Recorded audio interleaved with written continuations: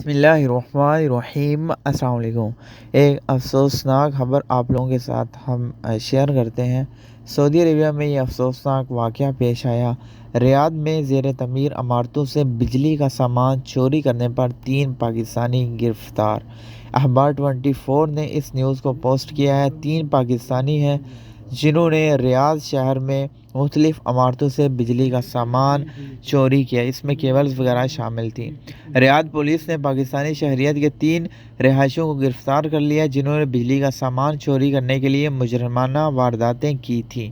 Riyadh police के media तर्जमान ने आज हफ्ता को बताया कि पैसों पर हमले के जराइम की हिफाजती पैरवी के नतीजे में ज़ेर तामीर इमारतों से सर्किट ब्रेकर्स और बिजली के सामान की चोरी के मुजरमाना वाक़यात में मुलव्वस मुलज़मान को गिरफ्तार किया गया है। इन्होंने तस्दीक की है कि इन्हें गिरफ्तार कर लिया गया है और इनके खिलाफ इब्तदाई कानूनी इक़दामात किए गए हैं और इन्हें पब्लिक प्रोसिक्यूशन के हवाले कर दिया गया है।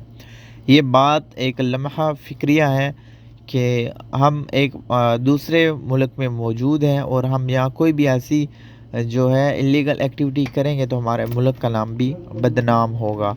तो प्लीज़ इन चीज़ों से गुरेज़ करें।